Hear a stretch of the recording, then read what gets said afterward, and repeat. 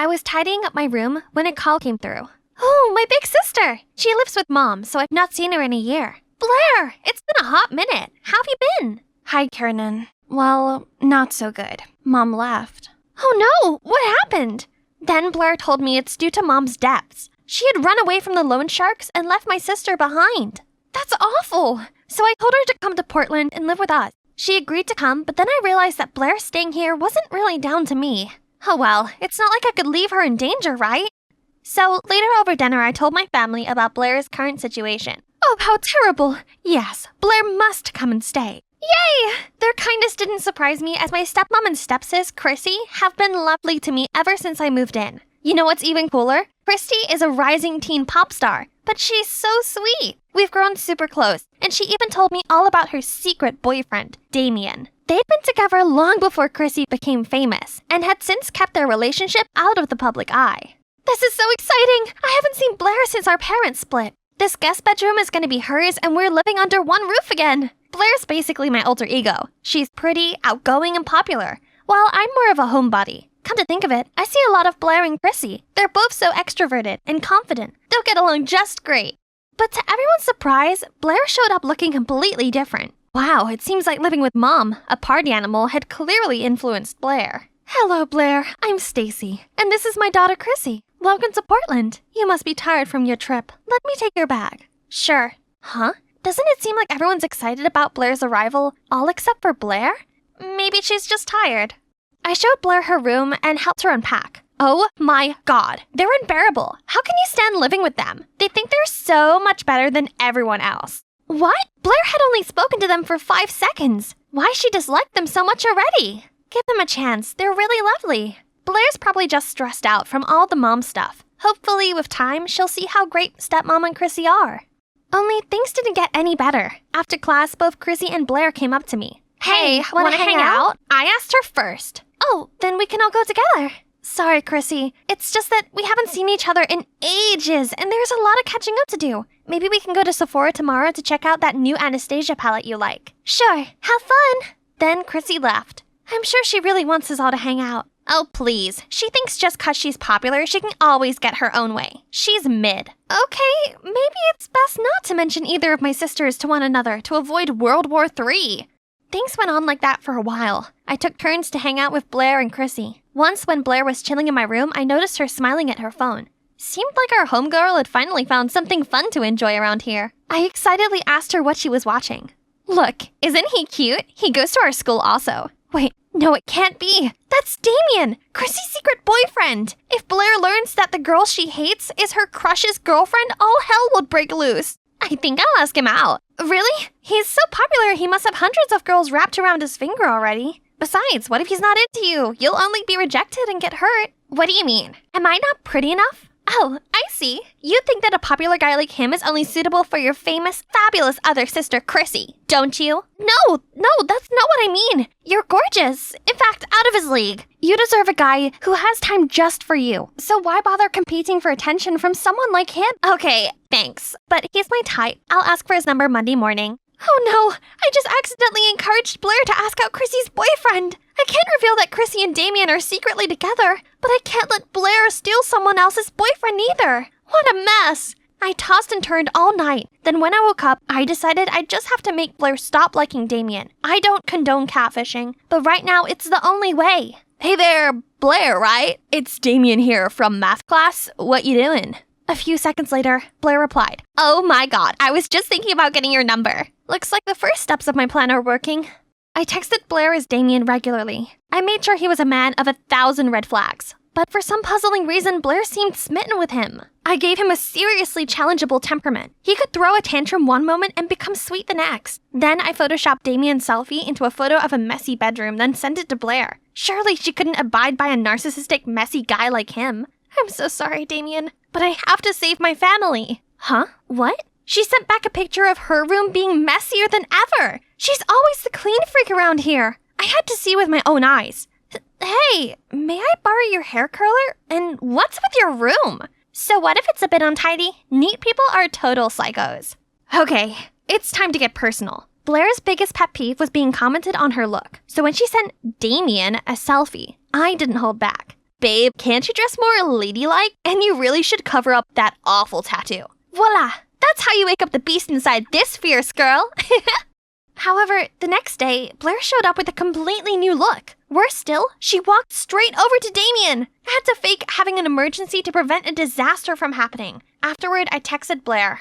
I'm not ready to let everyone know about us yet. Please understand, babe. You know I like you. There, that should stop her from trying to approach him again.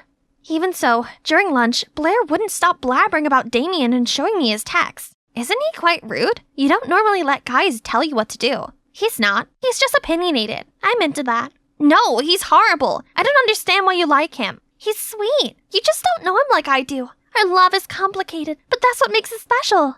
Seriously, you called that love? What do you know? Okay, little Miss Love Guru, if you're really that experienced, make that guy your boyfriend. Succeed, and I'll give out the love of my life. If not, I'll do as I please. What Blair is daring me to do was impossible. That guy, Adrian, is as popular as Damien. While Damien's the friendly one, Adrian is nicknamed Jack Frost due to his icy cold exterior. Rumor has it, no one has ever seen him crack a smile. Surrender? As expected. Then step aside, sister.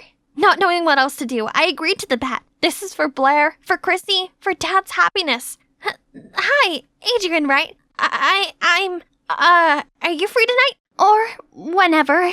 He gave me this cold glance, then went back to chatting with Damien. Please, I'm just trying to win a bet with my sister. One smile from you is enough to save the fate of an entire family and stop 2 girls becoming homeless. Can you just... Adrian gave me this odd look. Then he burst out laughing and took my hand. Sure thing. Can't wait for our date tonight. I left in a haze of confusion. That really just happened? Adrian must be messing around. But nope, he actually showed up at my doorstep that evening. This meant I'd won the bet, right? So I called Blair over to show her, but she just brushed it off. That proves nothing. Talk to me when Ice Boy professes his love for you. Man, I guess this means I'm going on a date.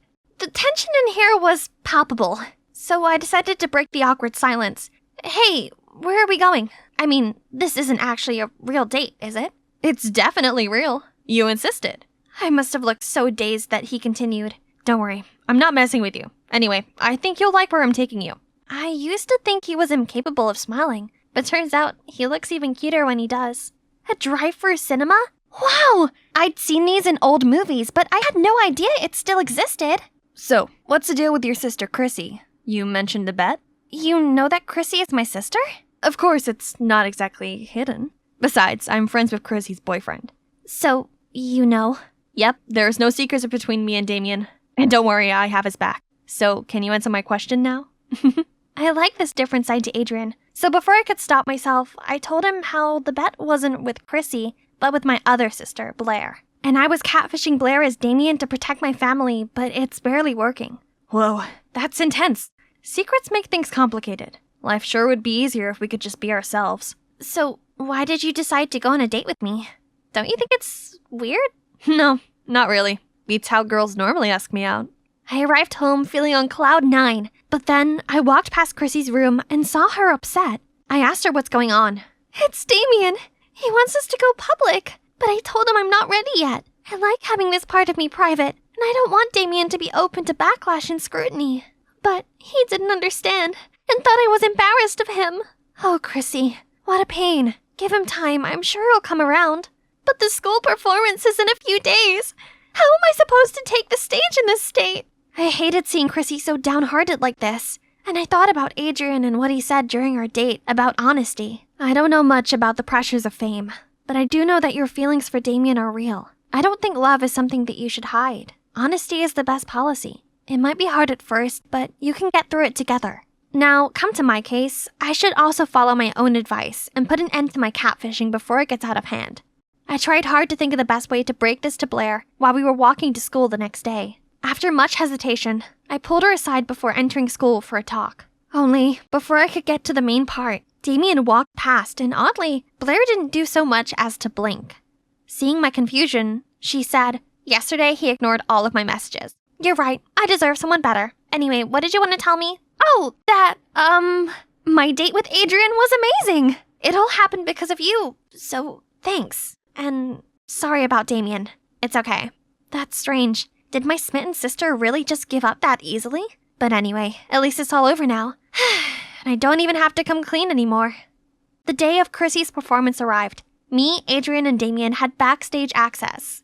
Actually, I'm here for emotional support as Chrissy is about to tell everyone about her relationship with Damien. This is a surprise for Damien, too. He just thinks we're here to get a better view of Chrissy. She slays the performance, and the audience adored her. Thanks, everyone. Thank you so much. Actually, today is an extra special day because I have something... But suddenly Blair stormed onto the stage and snatched Chrissy's mic. How about making it even more special with this breaking news? Everyone, she's had a secret boyfriend all this time. She made the poor guy hide in the shadows so she can keep her squeaky clean image. She's lied to you all for years. Is someone like that worthy of your support? Blair ran off as soon as she finished. Boos start coming from the crowd. Many people began commenting on the situation in true TMZ fashion. What is this, 2009 VMA? No way! My Chrissy is taken? Meanwhile, Chrissy had a panic attack and froze there on the stage. I didn't know what to do. Neither did Damien. Luckily, Adrian kept calm and grabbed the walkie-talkie, connected to Chrissy's in-ear. Chrissy, listen to me. In times like these, there's only one way out, and that's confronting the truth and taking back the narrative. I looked at Adrian and realized something about my own problem. More on that later. For now, let's see how Chrissy handles this. Well, there goes my big reveal. Yes, I'm in a relationship, but I only kept it quiet because I wanted to separate my personal life from my professional one. Being a public figure and a teenager at the same time is not as easy as you might think. So I didn't want to drag my loved one into that life too soon. On reflection, maybe this wasn't the best way to deal with this. I won't hide anything from my fans anymore, and those who truly support me won't judge or speak badly of my decision. Everyone, I want you to meet Damien, my boyfriend. The audience went wild. Aw, this is so cute.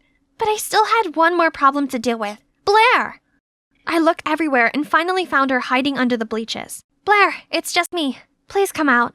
I started to talk about what just happened, but Blair didn't want to hear it. I know everything. You tricked me because you think I'm an idiot. La la la la la la. I let her finish her outburst and calm down. Then I apologized and told her the truth. I only did it because I didn't want you going after a boy who's already taken. I know I went about it in a completely wrong way, but I just wanted to keep our family together. I love you, and I don't want to be in the middle of your jealousy towards Chrissy anymore. If you just gave her a chance, you could have just been honest with me. This is all because you prefer Chrissy over me, don't you? No, of course not. I just wanted to protect you, and for there to not be any more conflict between you and Chrissy. I'm so sorry. Please forgive me. Actually, I'm not jealous of Chrissy because she's famous and gorgeous. It's actually because you guys are really close. We used to be that close when our parents divorced, and now it's like I've been replaced. Blair's honesty touched me in the feels. I gave her a big hug, but then realized that we weren't alone. Actually, I'm jealous of you, Blair. You're all Kiernan ever talks about, and I feel that, even though we're close, I can't compete with her real sister. Oh, so the tension between them wasn't just over a boy. It was actually over me. To me, you're both my real sisters, and I love you dearly. Come on, sisterly cuddle. Oh, by the way, how did you know that I was pretending to be Damien? I overheard your conversation with Chrissy. It didn't take much digging around to figure out it was you texting me, not the real Damien. While we're at it, I find it worrying you were still into him after all those red flags. In future, please let me vet your dates first. You're too easily blinded by good looks. Oh dear. That's why us girls have to stick together, especially when it comes to boys. Hi, I'm Celine, and I've called the St. Augustine Orphanage home since I was 6, but I'm not actually an orphan. You see, my parents are special agents with secret identities. Sweetie, if one day someone suspicious asks you about your parents, run for your life. I was used to these fleeting, ghost-like visits from my parents. They often took turns sneaking in and out at night, spending the little time they had with me, and always came together for my birthday. And even though I didn't see them much, they taught me some awesome skills. By the age of 12, I was fluent in 5 languages, could play a variety of instruments, and do a butterfly kick on anyone who needed it. Despite living a secret life and not seeing my parents as much as I wanted, I still felt lucky that I had them both in my life. It's my 17th birthday, a day I should be super excited about. You see, my parents always visit me together on my birthday, but I've been waiting here for ages and there's no sign of them. This was the first year this had happened. I didn't like it one bit. Something was definitely up. The next day in church, we were singing hymns when I spotted this strange man in the crowd staring at me. My instinct were telling me something was up, so I eavesdropped on him talking to a nun. That girl with blonde hair. How exactly did her parents pass away? He asked about my parents. That meant my life was in real danger. I fled with all my survival skills right away. What really happened to my parents? Have their identities been revealed? I didn't dare to think about it. So I made sure no one was following me before going to the subway and looking for a baggage locker. This was where I needed to come in a run-for-my-life situation. I waited until nobody was around before I opened it with my key. Inside was some money, a dossier documenting a girl's life from childhood to old age, and a letter.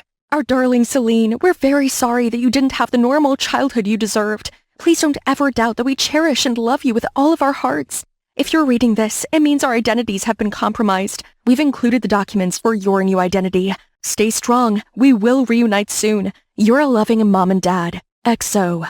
If my parents could arrange all this for me, I believe that they could handle anything and come back to me soon.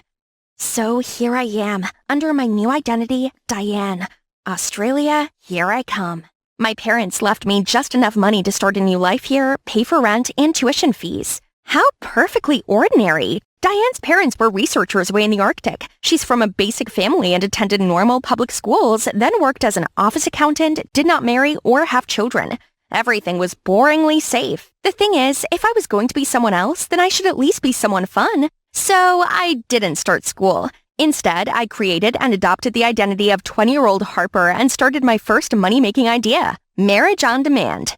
With all I'd learned from my parents, I could make a whole lot of money and at the same time experience how a normal family would look like. Perfect! First, I became a Harvard doctor graduate so this privileged guy's parents would give him his inheritance. Next, a posh aristocrat who saved my client from a dreadful arranged marriage. And then a sweet-natured girl who helped my client intimidate their seriously mean friends. As soon as my clients achieved their goals, the contract ended and we went our separate ways. Before I knew it, through my Harper alias, I'd married 9 guys in just 8 months and become eye-wateringly rich. But as it turned out, the cases I took were all abnormal families. This 10th contract would be my final case. Then I'd say goodbye to Harper and attend college as Diane before I lost all faith in ever getting the family of my dreams. But while driving to my rendezvous, I swear that car was following me. It could be my parents or someone dangerous. Only one way to find out. Now I just had to wait. If they were dangerous, I'd drive straight off this cliff, then swim to safety. Then I saw this gormless, grinning guy peer through my window. He held up a temporary girlfriend contract. Hey, I just want to talk. Could he be my 10th client? Either way, he seemed harmless, so I stepped out of the car. I'm Carlton from the courthouse. You've sure been busy, so I've been assigned to investigate you. As far as I'm aware, it's not illegal to marry multiple times, is it? No, only if they're real and not marriage contracts. Carlton, I only have one client left and I'm not marrying him. I'm his temporary girlfriend, which I believe is legal. So, is there any chance you could turn a blind eye this one last time? Legal or not, I strongly advise you to quit this job and do something more morally upright. Just then, a black car pulled over and a man walked straight towards us. Oh no, had they found me? I'm sorry for getting you into trouble. I turned around, ready to jump, but Carlton suddenly held my hand back. No need for that. My boss won't eat you alive. Besides, I haven't told anyone about the contracts yet. Oh, so this man's his boss from the court? Turns out he and his wife happened to see Carlton on their way to the airport and just came to say hi. Hey, Carl, it doesn't say much if this girl would rather jump into the sea than date you. He looked really awkward and I felt bad for the guy. Without thinking it through, I clung onto his arm and gave him my best adoring look. Actually, we're deeply in love. I'm an adrenaline junkie, but you know Carl, he's just so strict about things like this. You're right, Carl is rather stiff. If you loosened up a bit, you may have been promoted by now. After they left, I explained to Carlton that's what my job is, helping nice guys out of unnecessary trouble. Nothing immoral about it. I was about to leave when he suddenly stopped me. I could see his attitude changed. Please, make a contract with me. I know you could help me improve my communication skills and get me promoted. You can see how desperate I am right now. I wasn't sure. I mean, number 10 was meant to be my last client, but just look at that clueless face. Fine, but in return, you must be an attentive boyfriend, and I want to have dinner with you and your family every evening. Carl looked a bit confused, but he agreed to my demands. This was probably my last chance to experience a family life. I have a strict don't be wife 2 people at the same time rule, so I'm meeting my other client to gently turn him down. Celine, is that you? Celine? He knew my name? OMG, that's Matten, the genius pianist from the orphanage. Oh no, this was terrible. He could blow my cover. I was adopted and go by Harper now. My adoptive parents turned out to be a letdown. I had to fake my identity so I could work on my own. I understand. It's so hard for orphans like us to survive. Yes, it sure is.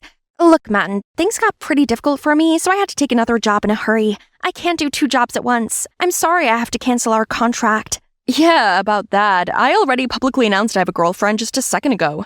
Pianist prodigy Matten confirmed he's currently dating someone? Matten, I really can't do this. Just tell me who your client is. I can make a deal with him. I can't be with them both, so I called an emergency meeting for them to plead their cases. An article accused me of inappropriate behavior towards female artists. It's completely false, of course. I need a girlfriend to distract the public and make them see I'm not a jerk. I want this promotion. If you won't help me, I'll expose you publicly. Pfft, like that matters. I'll just take you back to the US. No, I can't go back there, and I don't want any attention from people either. This is what I'm gonna do, Carl. I'll be your girlfriend on weekdays and do anything I can to help you get promoted. In Matten, I'll be your girlfriend, well, pretend to be your girlfriend on the weekend. But my face has to stay out of the media, okay? Once this is done, then it's goodbye Harper and hello trouble-free, simple Diane. All I have to do is play some music while Matten listens and lets the paparazzi snap photos. I've always admired the way you play music. It follows no rules, but that's what makes it so fearless and fun. His comment made me pine for my parents. They were the reason I played like that. They taught me in the dark, told me to flow with the rhythms without any rules. I miss them so much. I must admit I'd always had a crush on you. When this is over, I want to protect you. I want to be your family. This was sweet, but he didn't know that I already had a family. I just needed to be patient. Then eventually they'll be back. On weekdays, I joined Carlton for lunch at work and helped him talk to his coworkers and grumpy boss. Then in the evening, I went to his house and gave him tips on how to be more charismatic, make people trust and warm up to him. I also taught him how to walk without slouching and politely greet people. Hi, Mr. Chair. You look great today. Oh, Miss Lamp, are you okay? You shouldn't lose more weight. You're already gorgeous. Isn't that too much? I've never talked like this before.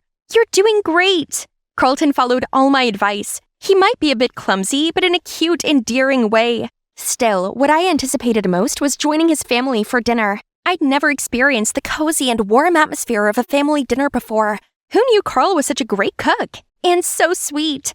After only 1 week, Carl now had friends at work and his boss gave him extra responsibilities. Meanwhile, Matten's reputation also made a rebound thanks to articles like, he doesn't want to be around other girls because he's so passionately in love with this amazing muse. A frantic week quickly passed, which ended with Carlton's family celebrating his new position, all thanks to me.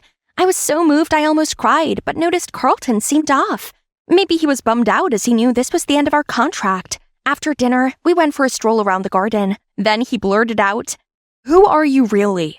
I was super surprised. Then he told me that one of his new jobs was to investigate a girl called Diane who entered the country, then vanished. I know you're Diane. I can recognize those eyes anywhere. Yes, I'm Diane, but I only faked my identity to earn money.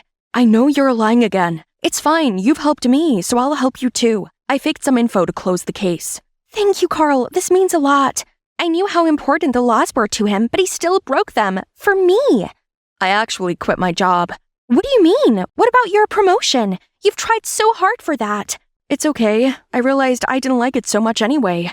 I felt terrible that he'd given up his job because of me. But he didn't need me anymore. Our contract had to end, right? Now it's time to end Matten's contract. Then I can go back to being Diane. However, I showed up at the villa to a swarm of reporters. Are you Matten's girlfriend? Please get out of the car. Are you the girl who dates him for dollars, not love? Please show yourself and verify the news. Looks like the news of Matten's girlfriend being a girl who only married for money had leaked. I sat there not knowing what to do. Then I saw Matten coming out of the villa hand in hand with some shiny-haired girl. These rumors about my girlfriend are all lies. Amber is a wonderful, kind-hearted soul and I couldn't be happier. Oh, I suppose that's pretty smart of him. Finding someone with a nice background was the only way to save his reputation for now. Goodbye, Matten. I wish you well. It seems he couldn't bring himself to ruin his career to protect me the way Carlton did. Now I was free to be Diane and attend this public school my parents wanted me to. I was wondering when you'd show up. You're rather popular. A man with a scar has been asking about you. Someone with a scar was looking for Diane? The moment I realized someone was watching me behind the door, my instinct told me to run for my life. I rushed to the window and jumped down, just to catch Carlton peeping at me. What are you doing here? I wanted to see you, so I tracked down Diane. I didn't expect to find you here, but I like you a lot, and there was no time. They saw us together, so I pulled him away. You're driving like crazy, Diane. Who are they? Why are they chasing us? I don't know. All I know is that they're dangerous. He took his phone out to call 911, but I stopped him. No cops. I can't trust anyone but myself, Carl. I'm so sorry for dragging you into this mess. My parents often told me the best way to escape a chase is to jump into the water. However crazy it seems, please trust me. I took a sudden turn and plunged the car straight into the sea. In the water, I unfastened the seatbelt and turned to see Carl already got out of his. He pulled my hand and we swam through the window. The waves drifted us onto a beach, but I had no strength left to move an inch. They're gonna catch us. Celine, sweetie, please wake up. I rubbed my eyes and saw the golden sand, Carlton, and my mom and dad? Am I dead? Mom? No, sweetie, you're very much alive. Turns out the people chasing us were my parents. After 10 years on the job, they finally eliminated the criminal gang and retired. Dad ended up getting the scar, but it's all over now. We could finally be a normal family. You sure made it hard for us to track you down by using a different identity. We should have known our cunning daughter would have created a more challenging life. Like father, like daughter. Huh? You're not Diane? Carlton, my name's Celine. Mom, Dad, this is Carlton, my boyfriend. It was so cute seeing him blush. Then he quickly held his hand out and introduced himself to them. It's lovely to meet you both. I care greatly for your daughter, and I always will, no matter how mischievous she is. Turns out it's pretty amazing just being Celine. I started school as myself, and so far, so good. I'm living with my kind, talented, and normal parents. We're having the best time together, and I get to date this cute, caring chef. The best part is I can finally stop running for my life and just enjoy the people I love most. The bell had already rung, but here I was, still stuck in chemistry class. Mr. Evans won't stop droning on about the big test coming up.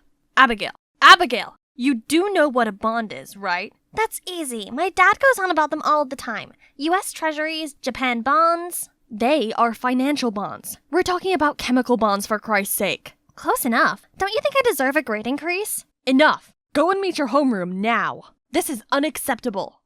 Jeez, his bad mood must have been contagious for adults, as Miss Garcia was also in a foul mood. So, Abigail, I will organize a meeting with your dad. My dad? No, he'll go mad and take away my credit card. This seriously cannot go on anymore. Your grades are in a downward spiral. I promise I'll actually study this time. Please, let me prove it by acing my next test. Your next test. Let's see. That appears to be your chemistry final in 2 weeks' time. That's perfect! I need time to process all the knowledge I've been learning anyway. And, phew, crisis averted. Now, where's Norma? I need some retail therapy with my bestie. So I have 2 weeks to work this out. I mean, you can probably cram in quite a bit within that time. No, Norma! I have to figure out what I need to buy before my dad locks the card. Right then, a nearby waiter suddenly tripped and spilled orange juice onto Norma and her newly brought Chanel bag. Oh no! But to my surprise, she just smiled and dismissed the waiter. What was that, Norma? What's got into you? Love, I guess? It's still early days, but I'm in love, Abby. Isn't the world so dreamy and beautiful? You are kinda happy? Hold up. Mrs. Garcia is single. If I found someone special, then she'd be too distracted to call in my dad for the meeting. Yeah, I guess. Or, you could actually study. Don't be ridiculous.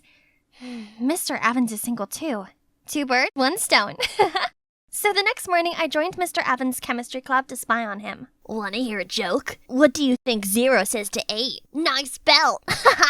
Hey girl, can I be the photon to your electron and take you to an excited state? Please, somebody save me already! Yo, Callum, you're late to the party. We're having a blast over here. Are you coming home with me or Mrs. Garcia today? Miss Garcia?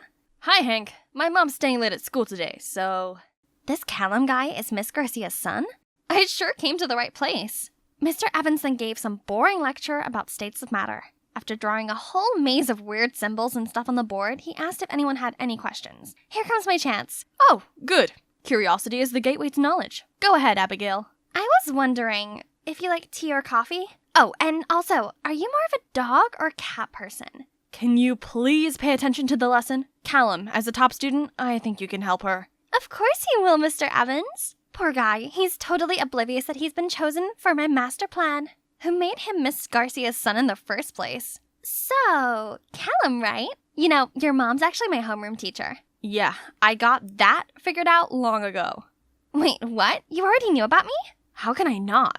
The lowest scoring student in every class. You're my mom's favorite dinner topic. That's why I'm here, studying to change your mom's dinner topic. Could you help me with that? Nope. I don't know what you're up to, but keep me out of it. No way I was letting this plan fail. So I decided to follow Callum to the library after school to learn more about Miss Garcia. Oops, what a coincidence. Didn't expect you to be here. Thought you'd be studying with your mom 24/7. We're just normal people who do other things apart from studying. You know, reading, watching movies, talking. I guess you and your mom only read specialized books. Quite the opposite, actually. We both enjoy Victor Hugo. What about you? Since when were you suddenly interested in chemistry? Me? Why not? I've always had the biggest passion for chemistry. The way all the substances interact with each other is mind-blowing. Chemical bonds, you know? If you're that interested, then yeah, I'll make you a master of chemistry. But first, you may want to try reading your book the correct way. Did he just say he'd help me with chemistry? Why does my gut instinct tell me trouble is on the way? I came home with Callan's precious piece of information about his mom and forged the cheesiest love letter, well, on behalf of Mr. Evans, of course, and made sure to hand-deliver it. Who knew someone as strict as Miss Garcia had a soft spot for Victor Hugo romance novels? From my hiding spot, I saw Callum open the door and get the letter. Okay, first bird down. The next morning, I was excited to peek into the teacher's room to check on Miss Garcia. But why is the principal here? And in his hand is the love letter. Ye who suffer because ye love, love yet more. To die of love is to live in it. From David. David Evans? Sorry, Mr. Bryce. That's actually my, literature assignment. Wrong address. How in the caramel fudge did this letter end up here? Callum obviously got the letter. I decided to sneak the letter directly into Miss Garcia's bag afterward. Better safe than sorry. In the following days, I needed to send Mr. Evans the other love letter too. Only Callum was a little too determined to turn me into a chemistry master. He made sure I got the notes imprinted in my brain, questioned me on the topics like an FBI agent interrogating a hard case, and even had his eyes fixed on me every time I carried out the experiments. I got no time left for my plan. You know what I've come to find out? You're actually not that bad at studying. Just need some more attention. As if I care. When will he leave me alone so I can take the other bird down? Right then, Mr. Evans suddenly called Callum to the discussion room next door. Gotta go. You can finish the oxidation. Remember to measure carefully and not take your eyes off of it for a second. Don't sweat it. I've got this. As soon as he left, I sneaked into Mr. Evans' room and put the letter in his bag. But when I was about to leave, something caught my eye. A picture of young Mr. Evans. Yikes! Did too much studying and no loving make his hair leave him for good? He has a lot of books in here. Some of them are by Victor Hugo! Ha! Seems Mr. Evan and Miss Garcia are made for each other. Oh, sugar, the experiment! I ran back to the lab and poured all the substances in, but it was weird. What did I tell you? All the time spent on this experiment, just to see it burn. Oh, wait. What is this purplish substance? Mauve! We've accidentally created mauve instead! You're so brilliant, Abby! Didn't really know what was going on, but are those my cheeks I can feel blushing? What's gotten into me? Didn't know you two are progressing that fast. Maybe keep it down a notch in public. Seeing Hank made us both turn cherry red and jolt apart. It was just a joke, but somehow my heart was flipping. After the incident, Callum didn't seem so annoyed with me anymore. Instead, he was kinda caring. He would patiently explain things I didn't understand and clean up after our experiments. Talk about having great chemistry together. Literally. The 2-week mark soon arrived, but strangely, all the questions were not hard at all. I know all of the answers. They're all on topics I covered with Callum. Later that day, I was walking when Callum zoomed over to me. Mr. Evans said you passed the test. I knew you could do it. Abby, if you'd like, do you want to go out for a movie?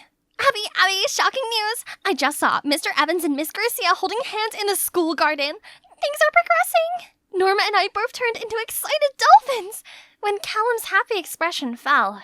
What are you talking about? My mom with whom? Mr. Evans, you should thank Abby. It was her plan to get your mom a new boyfriend. The plan? Is that what you call it? Passion for chemistry?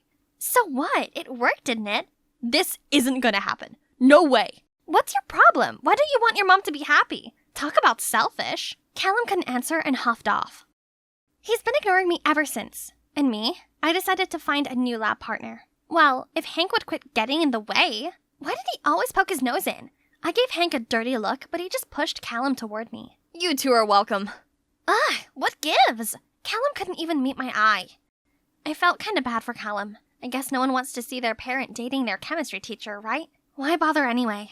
I should be happy because the plan has worked out. What's up with Callum? Why is he acting as if someone burglarized his house or something? Actually, Callum's dad walked out on them a couple of years back. Since then, he swore to never let anyone hurt his mom again. That's why he's so against your matchmaking plan. That explains a lot, but wait, how did you know about the matchmaking plan? Hank started to sweat bullets while Norma constantly winked at him. Hey, are you guys hiding something from me? Don't tell me. No, we're not dating. We're... You said it yourself, idiot. That makes sense. The next morning, Miss Garcia suddenly got sick, and this Miss Flowers came in to cover. Different from our strict homeroom, Miss Flowers didn't teach much and seems pretty chill with whatever we do in class. Great, huh?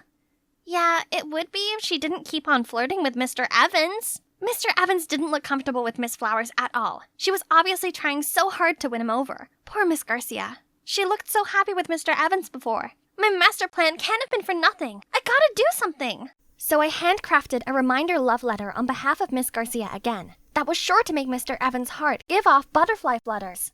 But I was sneaking it onto his desk when Miss Flowers appeared. Abigail, what are you doing? Why are you doing this? Mr. Evans is my dream man, not hers. No, he's not. He and Miss Garcia are obviously made for each other. Duh. I demand that you take that back at once. He's my heart's desire. Mine. No, he's not. He goes all gooey-eyed at Miss Garcia, not you. This is unacceptable. Detention! That's not fair, Miss Flowers. You can't punish her over nothing. You, Garcia's son, right? Want to play hero saves beauty? Detention for both of you, now! Miss Flowers? More like Miss Tyrant. What kind of a teacher made students clean the windows for detention? Ugh, these stupid windows. Breaking my back already. And Callum being all Frosty the Snowman with me is not helping. You brought all of this on yourself. What? If you hadn't have given the love letter to the principal in the first place, Mr. Evans and your mom would be official already. My mom and I are fine by ourselves. Who's being stubborn now? Hank already told me everything. I understand you're upset, but have you ever thought about what your mom wants? She sure looked happy with Mr. Evans. Callum didn't say anything, but I could tell from his glazed eyes that he was thinking hard about this. When Callum and I finally got out of detention, Hank and Norma rushed in. We just heard that Miss Garcia has food poisoning. She's fine now, but Miss Flowers will probably cover for another week. Why do I feel like Miss Flowers has something to do with this? She visited my mom yesterday and gave her a casserole. That's it! Miss Flowers must have poisoned Miss Garcia so she could replace her. But this is getting crazy. What can we do? How about we publicize all the love letters online so the whole school knows about Miss Garcia and Mr. Evans? I mean, if that's okay with you? Callum didn't say anything and just nodded. We immediately rushed to the IT room, but the computer's locked. Let me handle it. I know the password. With Callum's help, we posted on the school forum. And guess what? Everyone's smitten with Miss Garcia and Mr. Evans' love story. Cute, huh? We then left to visit Miss Garcia, but Miss Flowers appeared in front of us. What do you all think you're doing? Making a fuss on the school forum? I bravely stepped up to face her. You've seen it. Mr. Evans and Miss Garcia belong together. You should just give up on him already. Is that so? You know what? Mr. Evans actually wanted me to meet him for a private talk tonight. And as for your homeroom teacher, guess what? That position will be mine full time. I'm afraid you've got it all mixed up, Miss Flowers. It's Mr. Evans, followed by Miss Garcia. We asked you to come to talk about Miss Garcia's food poisoning. That's right. Earlier today you visited me, asking me if I was ready to come back to class tomorrow. You were very kind and even brought me homemade food. Little did I know that this was a deliberate attempt for you to make me sick. Luckily, Mr. Evans dropped by just in time to get me to the ER. And now you're talking about taking my place? No way! But the students clearly love me more anyway. They hate you because you always make them study. Just then, everyone started booing her. Miss Garcia is strict, but at least she's serious with teaching and always makes sure we study. You don't teach us anything. That's right! And we all know about Miss Garcia and Mr. Evans already. You're just being a third wheel. No! This can't be true! David, tell these kids that our love is as bright as the sun, and that we're soulmates. I know you love me. Tell them! David, tell them you love me! Tell them! Unfortunately, my heart has always belonged to Miss Garcia. I was nervous about sharing my feelings with her, but fate brought us together, and now I couldn't be happier. Miss Flowers' whole expression wilted. Ha! She burst into hysterical tears and ran off. Mom, are you okay? I'm sorry I wasn't there. I'm fine, Callum. Please don't worry. Thanks for looking out for my mom. Please, can you take her home for me? Mr. Evans nodded, then took Miss Garcia away. When there were only 4 of us, actually 2 of us left, Callum turned to me. You were right. It was so silly of me trying to stop people from falling in love. Because when you fall for someone, you can't help it. What do you mean? I mean, I think I've fallen for you. I was walking through the forest when a scream startled me. A man running in horror from a pack of wolves. I quickly howled at them, then crouched down. Distracted, the wolves stopped, left the guy, and cautiously sniffed their way over to me. Hey girl, run away! Shush! After deciding I was no threat, they wagged their tails and started licking my face. Aren't you scared? Not at all. People often misunderstand wolves. This isn't Little Red Riding Hood. They're not actually grandma eaters. Come and make new friends, buddy. Hi, my name's Winona, an 18-year-old Native American living on the Blackfeet Reservation with my mom. And I'm about to tell you the craziest story of my life. After the wolves left, I helped the guy find a place to clean his wound and told him more about the wolves. So you're a Blackfoot born and bred? It's my first time meeting a Native American. How about you? What brings you here, city boy? I'm actually a pianist wandering here for inspiration. Have you found it yet? Or did you almost lose yourself just then? Inspiration's hard to find, especially when you're a theater pianist. What? A theater pianist. I work at Winter Garden. In New York? Wow, it's my dream to be a Broadway musical actress. Actually, my theater's looking for a stage crew. You could start from there and I'll find ways to introduce you to the right people. I couldn't let such a once-in-a-lifetime opportunity slide. But the thing is, my mom absolutely resents theater arts and forbids me to even mention it. So, I gotta devise a plan. I brought Luke home for lunch. Mom was so welcoming and even prepared a great banquet. So Luke, right? What brings you to Montana? I'm doing a research paper for school. I'm in college. Oh, so you're around the same age as Winona. She's recently finished high school. I know, and if it wasn't for Winona, I'd be dead by now. So I was thinking, if it's okay with you, I'd like to invite her to college with me. That's nice of you. But what are you studying?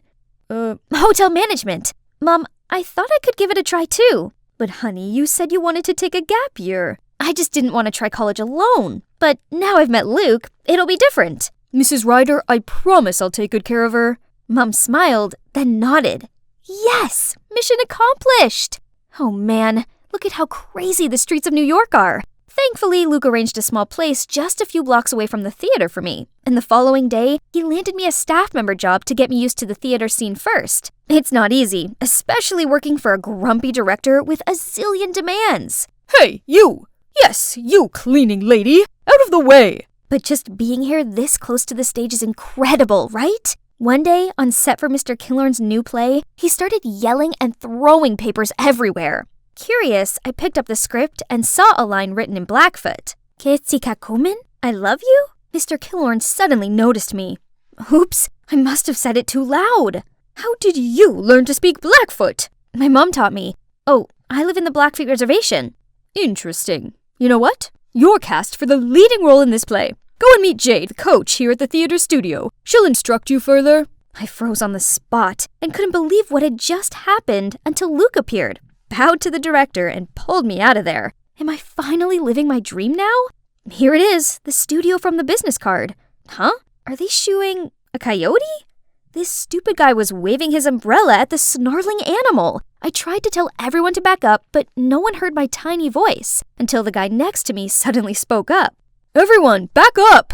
Thank God people finally listened. I slowly advanced to the coyote, knelt, and offered my hand to him. When he seemed to trust me enough, I gently stroked his head and calmed him down. Just then, Mr. Killorn's assistant appeared and took the coyote in. Turned out, he's Mr. Killorn's pet. Who keeps a wild creature as a pet in this stuffy, urban space? You okay? You hurt anywhere? I'm fine.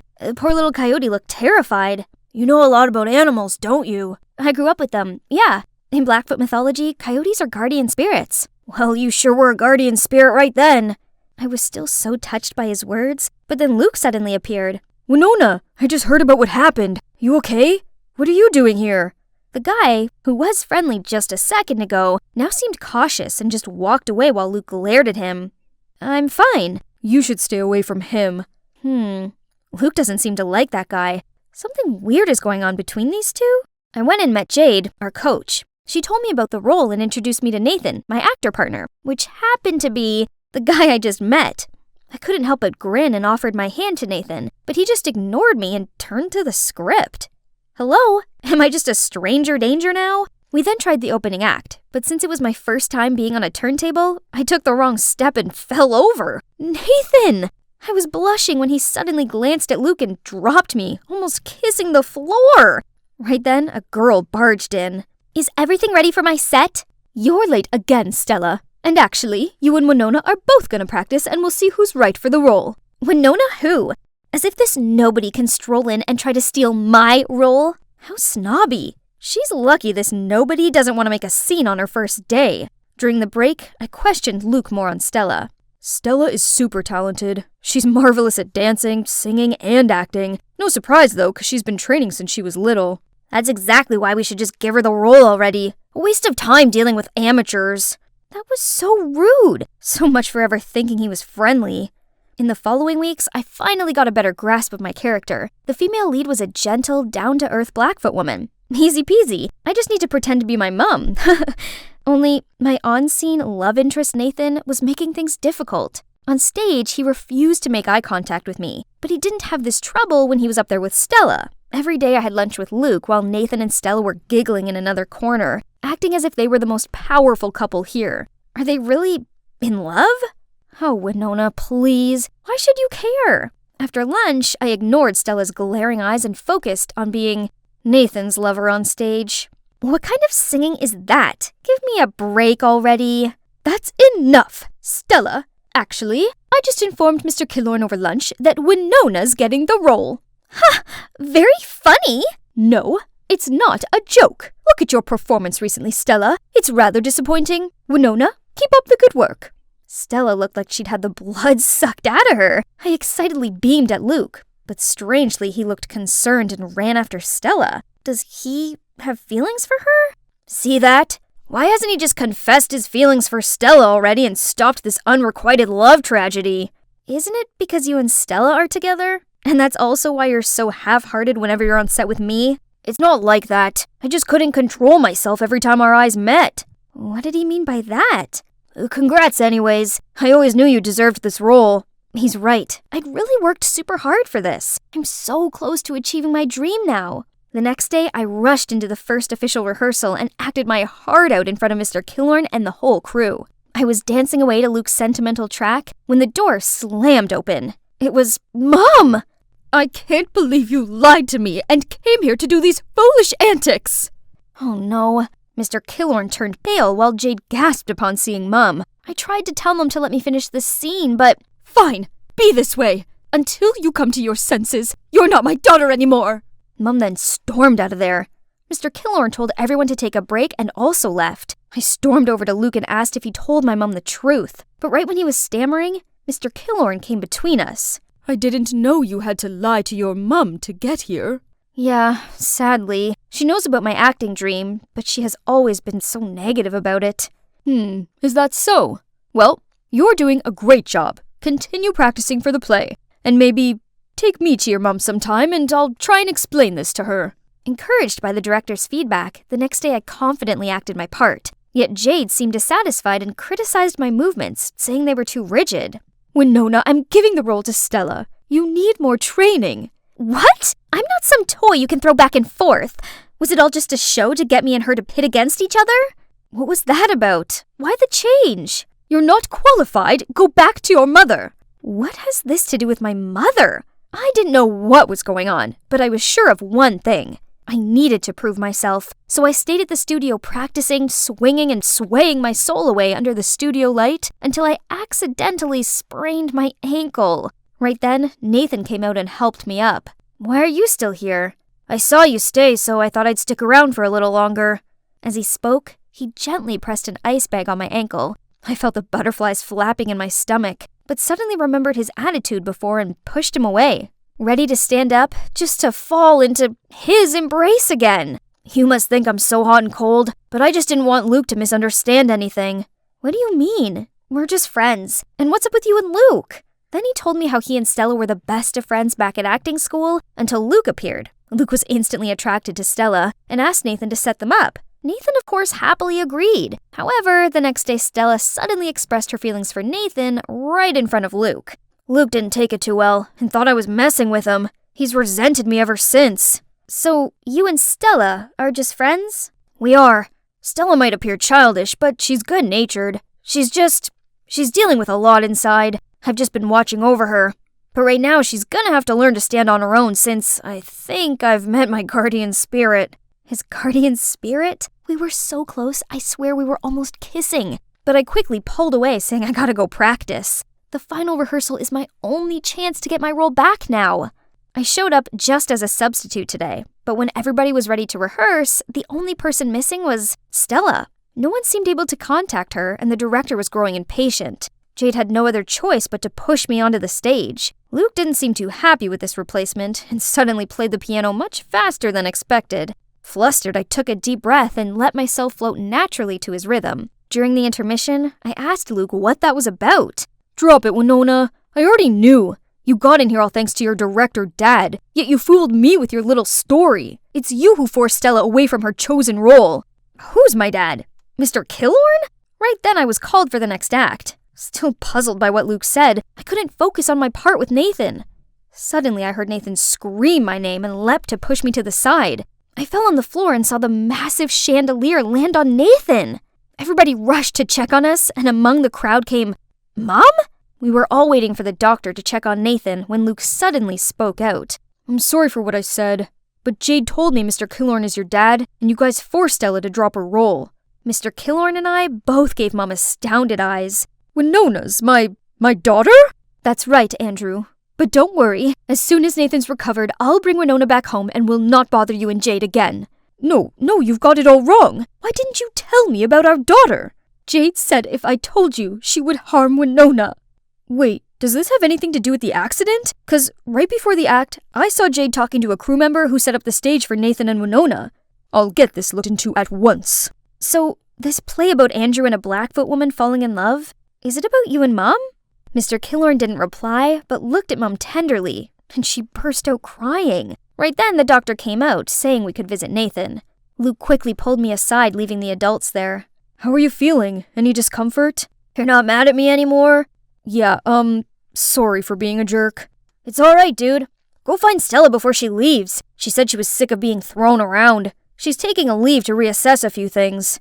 "But why me? Aren't you—" "We're just friends. How many times do I have to tell you?" Luke didn't even wait for Nathan to finish and rushed out of there. I wished them a happy ending.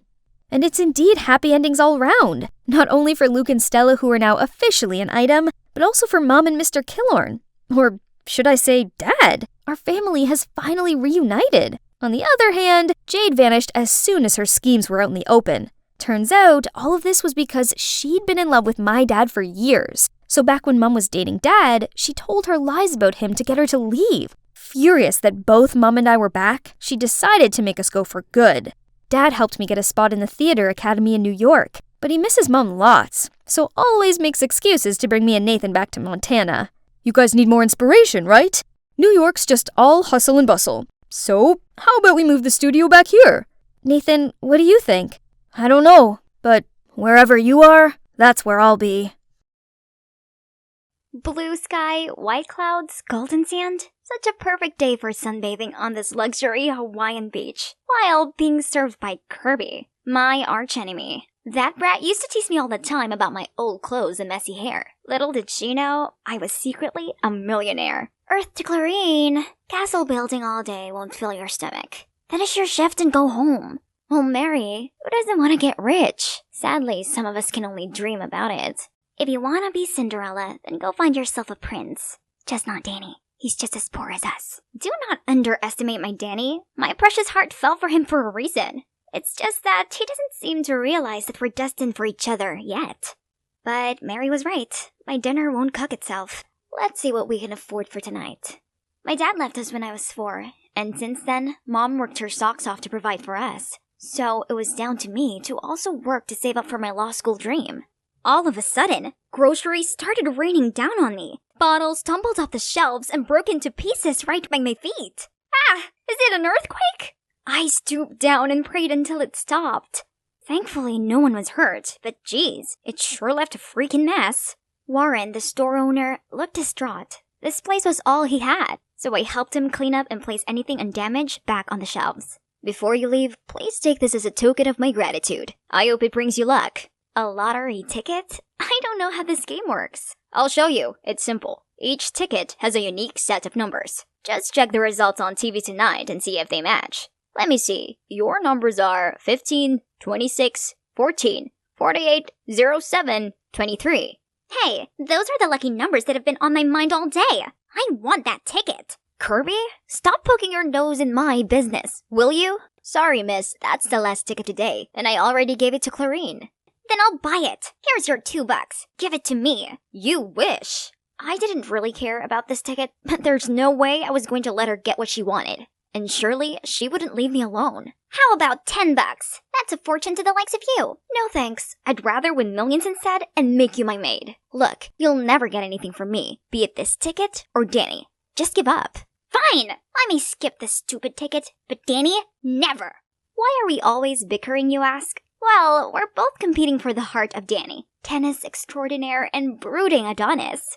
Actually, I thought I had more advantage as we worked part-time at the same restaurant. But nope, Danny was such a cold fish. I tried again and again, but every single time, he just gave me a soulless thank you and that's it. If only I could build him his own tennis courts, perhaps he'd change his attitude. But that's impossible for a poor girl like me, unless I somehow hit the jackpot. The lucky numbers today are 48, 07, 15. Should I add winning the lottery to my daydream list? 26, 14. Is it just me, or do those numbers sound familiar? No way. It can't be. And the mega ball is 23. Now if your ticket has all 6 numbers, you win over $20 million. Play on. Me. I think I just become a millionaire. God had answered my prayers. What? Kirby's here too? The ticket must have hit it for real. I rushed there to rummage through the trash. And, here it is. It's mine. As if. Let's go ask Warren who this ticket belongs to then. Brilliant. And then give him a third of the prize? Do you really expect him not to ask for a share? Right. Okay, let it go and I'll give you a 30% share. Great ratio, but 30% is a perfect fit for you. I'll take 70%. And Danny. Oh, that's how you want to play. Fine then. How about whoever wins Danny's heart gets 70%? Deal. So we agreed to hide the lottery ticket in a trunk with 2 locks. Each of us kept 1 key to it. Then we buried it in a bush at school. Looks like the secret race between us starts now. Kirby wasted no time and brought Danny the showiest lunches ever. But he kept up his cold exterior and barely acknowledged her. Seems like I need a more delicate approach. So I told Mary to arrange a team-building game among the restaurant staff, in which we all had to answer the same questions to understand one another better. Oh look! He liked watching Star Trek, listening to Sam Smith, and reading Harry Potter like me! Oh, Danny boy, I told you we were destined to be a pair. Next question. What is the key to maintaining a long-term relationship? There's our very first answer. Feelings? Come on, Danny, be realistic. What uses do feelings have if you can even afford to go on a date? Poor people can also be happy in love, but I don't think pragmatic people like you can. No, he misunderstood what I meant. After that, he ignored me completely. Worse still, kooky Kirby never left him alone. She even brought the whole cheerleading team to do this ridiculous routine while he was playing. Who cheers on a tennis court? She was going big, so I needed to step up my game. It's time to bust out my college savings. I spent the whole day at the mall buying him gifts and giving myself a makeover. This is the first time in my life I've spent my hard-earned money without considering the price. It feels so good, but at the same time, kind of bad. But I could make it up with the lottery money once I got Danny's heart. Look, I saw this watch and I immediately thought of you. I even met a professional tennis player at the mall. Can you believe it? And they told me this racket is the best. What do you think? You're crazy. This costs thousands. Why are you doing this? That's not the reaction I was expecting. But I like you, Danny. I've not been brave enough to tell you this because I had nothing. But soon, my life would change and I can give you everything. I don't need those things. You're so wasteful and superficial. You really think money can buy anything, including feelings? Why was he so mad at me? I thought he must have noticed that I'd worked really hard for all this, and even made myself look prettier for him. Okay, he might not like my gifts, but is it so bad that I want to be a little generous to myself now that I have some money? Things got even worse when later I arrived at work to see Kirby booking out the entire restaurant to let her, Danny, take a rest and enjoy dinner with her. Fine, you win, Kirby. I give up. Nothing, basically nothing went the way I wanted. My luck, my money, my man. Now I'm fine with just the 30% God gave me. I'm done chasing anyone. Only my stray friends understand me. Muffin, Brownie, Oreo. Wait, where's Cupcake? Looking for him? Let him go. This wasteful, superficial girl needs to make sure he's not starving. So you're the one who feeds them every day? Why do you care? Go back to your date with Kirby. I'm just a materialist who thinks money solves everything.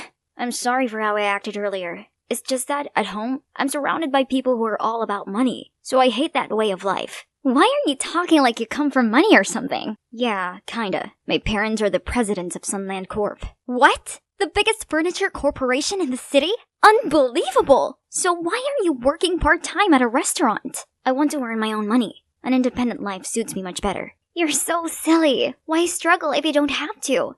If I were you, my life would be so different. I'd make sure that my mom didn't need to work all the time to make ends meet. I could even go to any expensive law school I want and care for all the stray cats and dogs I find. Surprisingly, this time, Danny didn't look at me with jaded eyes like before. Instead, he just listened patiently and gave me the sweetest smile ever. But not love. That's one thing money can't buy. How about Kirby? Did any of her grand gestures impress you? I prefer the cats. Our talk has confirmed that there's still a chance for me. Kirby's only advantage over me is money, but Danny doesn't care about that anyway. Is that the new student? Seems like Danny just found a worthy opponent. He's Finn. Look how he smiles whenever his opponent catches up a point. Wait, did you just call Danny someone's opponent? Someone has a new crush. Who? Don't talk nonsense. Right then, a ball zoomed toward us. And holy moly, Finn caught it just mere inches from Kirby's face. Are you okay? She's fine. Her face always turns red. Nothing to do with the ball. Kirby was so embarrassed that she ran off. It seems our race took a turn. But then, shockingly, Finn turned to me and asked for my number? Huh? Does my charm glow this much? Everyone knew I liked Danny, but he's such a riddle. Maybe I could use Finn as my last card to make Danny jealous and bait Kirby to give up on our deal. What a genius I am! Then, for the next few days, whenever Danny was around, I flirted with Finn and made sure Kirby saw us. One day, I made an excuse to borrow Finn's phone. Then I secretly used it to send Danny a message to stir up his jealousy. If you don't like Clarine, then let me play with this innocent girl for a bit. And Kirby also needs a kick to admit her feelings as well, right? Actually, I like you. Looking into your eyes, I know you also have feelings for me. So... And finally, I set a date for them at the tennis court tonight at 8. If Danny doesn't want me to get hurt and Kirby doesn't want to miss her true love, they'll show up. Then I covered up my tracks, blocked both their numbers, and returned his phone. Thank you so much. Are you free tonight? Come to the tennis court. I have something important to tell you. Oh god, Finn looks like he just won the Wimbledon. That night, Finn got there early and was really excited. Let's see who'll raise the curtain. Ah, it's Kirby. Oh, Finn, you had me at hello. But admitting my feelings means I lose the deal with Clarine, so... What do you mean? What deal? No, don't get me wrong. Actually, we won the lottery and made a deal to share it. Anyways, silly me. Money can't compare to you. Lottery? You two share it? Why did she even mention the money? Right when it's getting messy, Danny turned up. Bastard! Now you're two-timing? Danny, why are you here? He's just playing with you. This jerk is seeing both you and Kirby. Don't let him fool you. I think Finn is a nice guy. Plus, I've told you how I felt, but you've never seemed to like me back. So Finn told me he liked me. Clarine, I like you. More than you know. Can't you see? I've given a lot of hints. I always make excuses to go home with you. I told you that feelings are the most important thing to me. As in my feelings for you. Really?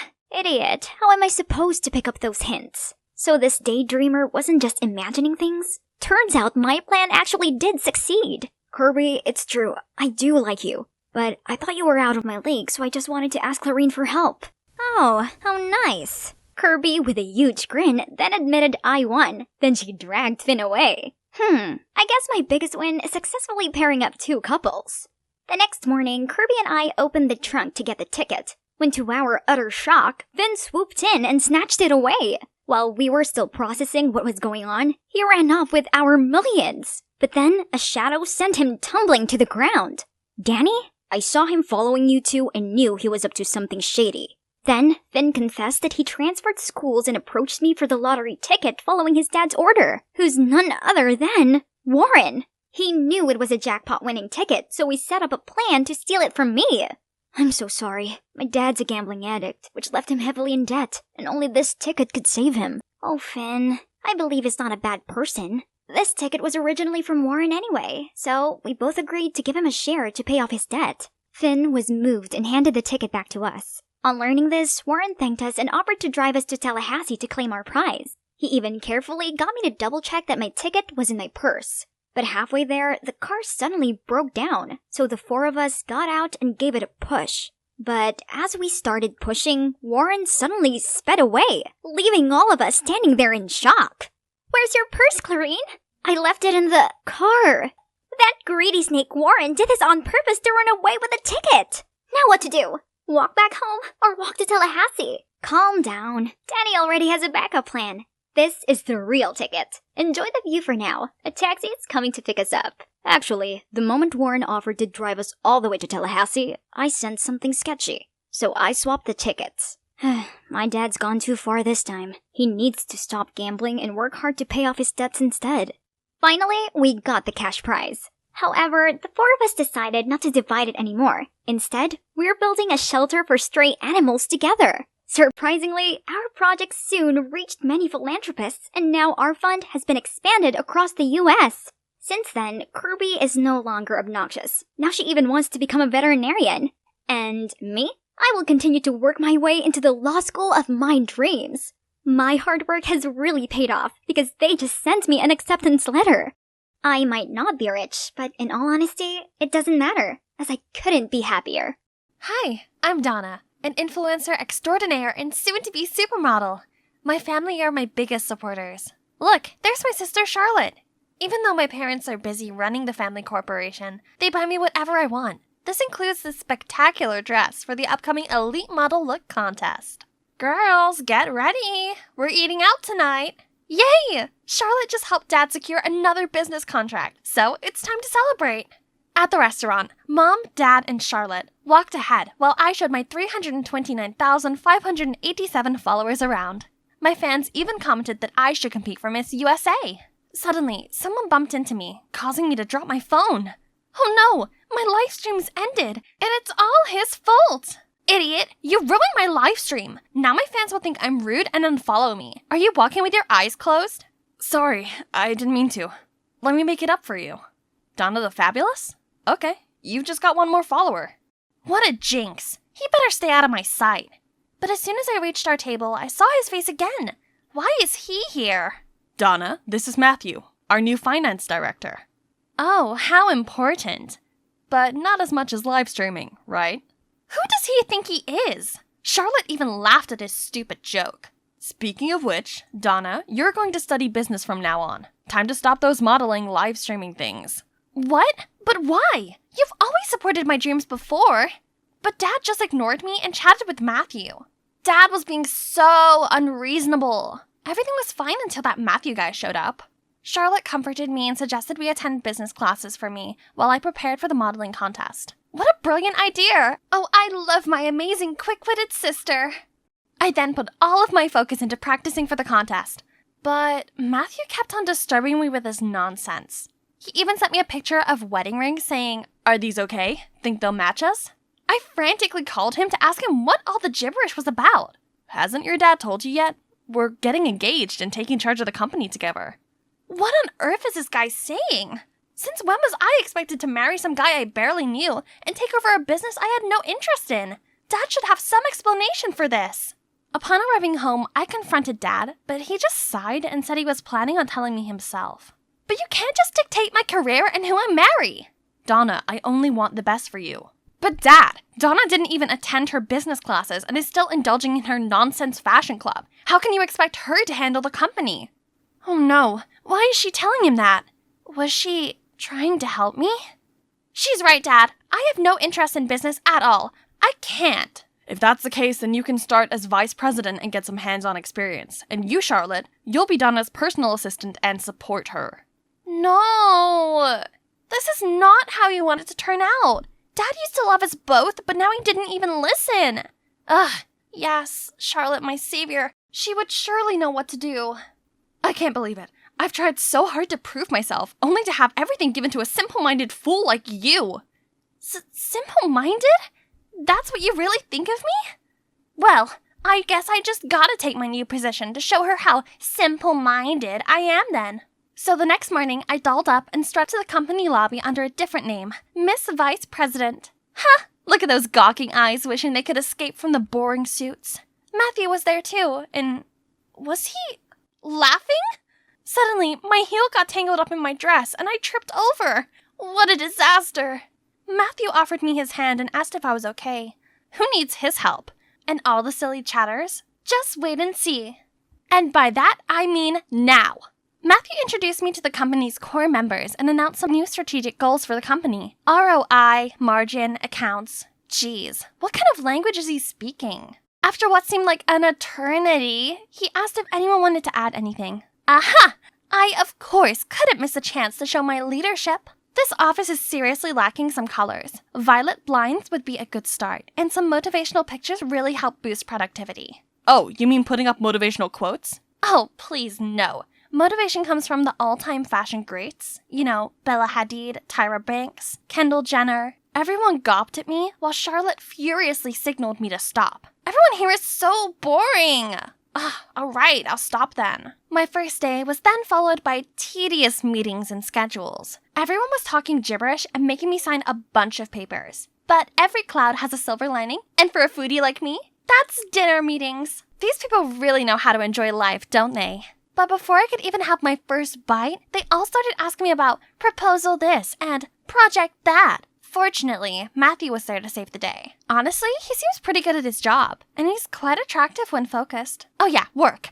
I gotta contribute my own talents at work too. So, the next day, I put the sign on my door, then sat back and watched my favorite fashion show. Ooh, look at those dazzling dresses! One day, I'd be walking the runway in a gown like that, not sitting here surrounded by confusing numbers and papers. Later, when I opened the door, an endless line of people was already waiting for me. Jeez, can't this company with all these brilliant brains function without me? Right then, Charlotte came dragging me away. What happened? Oh gosh, I didn't know that my computer was connected to the meeting room's projector, so everyone had been watching Project Runway with me. Matthew was in the conference room too. Why didn't he fix it? Okay, everyone. We should thank our cute boss for giving us a lot of ideas for our problems. He finished the meeting and led them out, but Charlotte was still standing there fuming at me. Cute? There is nothing cute about it. Don't get any wrong ideas that he likes you. Wait for me, Maddie. What is with that attitude? Oh, right. I've seen the gooey-eyed look she gives Matthew. Does she have feelings for him? Before I could pry further, I was sent to Millen for another stupid meeting. Feeling bored, I watched a fashion show to kill time when someone startled me from my side. I personally think this collection is overrated. Oh, sorry if I scared you. I'm Brian. He then gave me his business card, and wow, he's the CEO of a modeling firm in France. Are you coming to the fashion week too? I wish. I actually came for work. What a pity. There's a modeling contest this week. I can tell a true beauty like you is destined for the crown. I missed so many chances to be on the runway. If I make it this time, maybe Mom and Dad will see how serious I am about modeling. This is too amazing of an offer to refuse. Brian, I'm coming with you. At the show, I made sure my phone was off so I could truly immerse myself in all the glamour of the newest fall collection. Brian then kept his word and took me to the audition. I was super nervous at first, but unexpectedly, everyone else looked so amateur. Meanwhile, I strutted like a pro, confident that this time I would get an offer. But for now, reality was calling. As soon as I turned on my phone, a zillion missed calls from Dad and Matthew popped up. This screamed trouble, so I quickly got Brian's contacts and returned home. There, Charlotte went all banshee shrieking mode on me, accusing me of being irresponsible and selfish for skipping the important meeting. Dad, if you don't do something about this, Donna will destroy the company you've worked so hard to build. That's right. But instead of yelling at her, you should have been there to help out. I'm so disappointed in you, Charlotte. Oh God. Charlotte's face turned pale immediately. Dad should be scolding me, not her. Feeling a little bad for Charlotte, the next day I went to talk to her, but it sounded like she was arguing with someone inside. I walked in to see Matthew sitting there with loads of pictures of Brian and me. We're still, in Charlotte's words, it looked like we were dating. A few photos can't change the fact that we're getting engaged. He then grabbed my hand and pulled me outside, leaving a stunned Charlotte behind. How are you so sure that I'm not seeing someone else? It's just a feeling. Or maybe it's just my hope, because What did he mean by hope? And holy shrimp, why is my heart beating so crazy? What a day. I thought it was finally over when Dad slammed the pictures of me and Brian down in front of me. He was so mad at me, he decided our engagement would be tomorrow instead of a month, as planned. But I haven't mentally prepared for this. So here I am, at my engagement ceremony, waiting for my fiancé to arrive.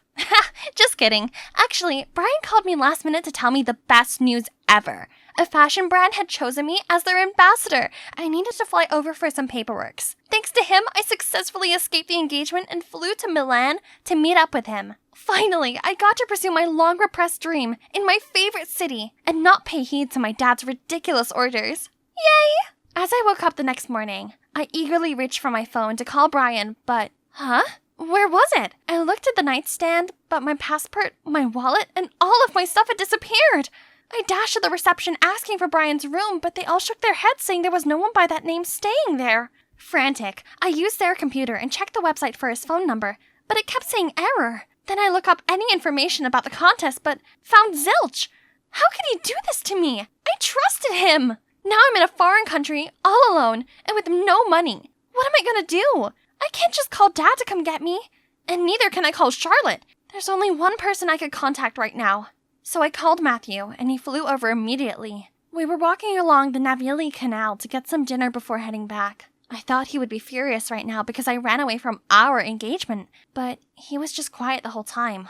So, is it okay for you to suddenly come here?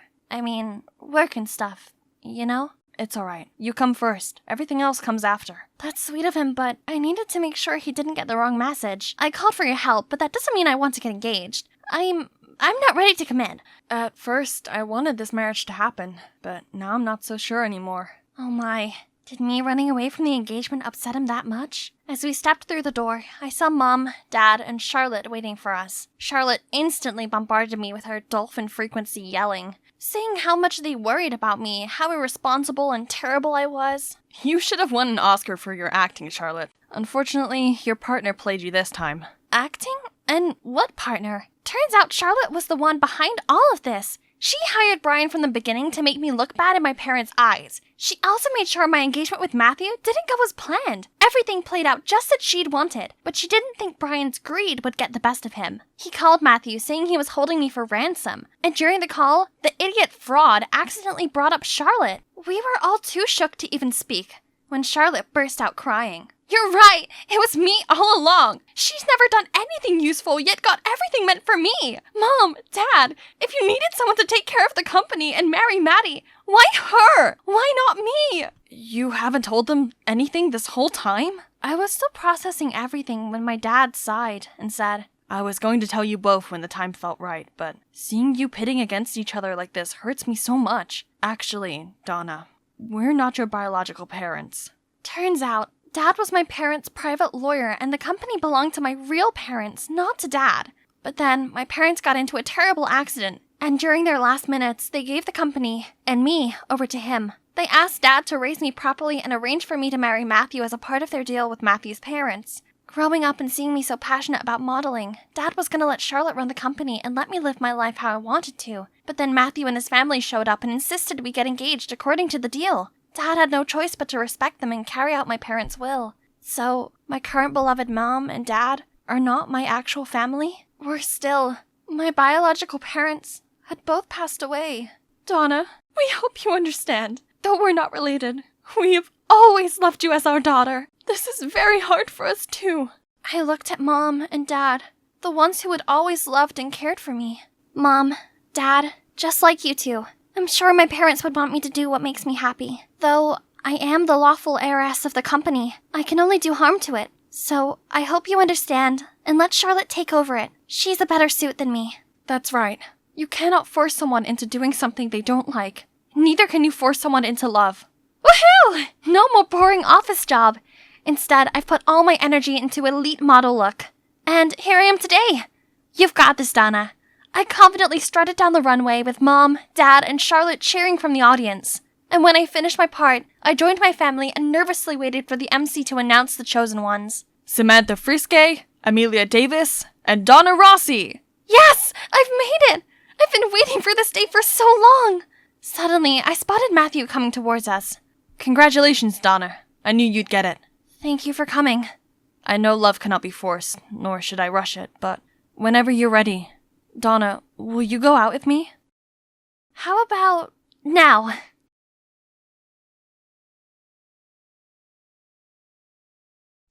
Ugh, who's calling at this hour? Orla, your sister is having a wedding this weekend. Make arrangements to attend. My sister Rowan is having a what now? She had never had a date, and she's only 19. Are you still listening, Orla? Surely you have a boyfriend by now, so bring him along. Boyfriend? Yeah, right. As if I haven't been absolutely caught up with school lately. No matter what I did, in Mom's eyes, I was always the idle one who partied around with boys, while Rowan was obedient and hard-working. Ugh! You see, my parents divorced ages ago, so I live with my father in Atlanta, and my mom and sister Rowan live in the suburbs of Denver with my grandma. It's been a long time since I've met her, so I wouldn't mind paying a visit on this occasion. Only, where am I meant to find a guy at this short notice? My dear hometown, it's been a hot minute. Oh, there's Paul. Sorry I kept you waiting. Let's go, gorgeous. Let me introduce my boyfriend, a local college boy that I found on the internet. Even though we're on business terms, look at him. Handsome, gallant, and polite. I hit the jackpot. As we pulled up at the house, I saw my grandma waiting outside with a casual-looking guy. Oh, he must be my future brother-in-law. I happily ran over to hug Grandma. Rowan, you're back. Mata has been waiting for you.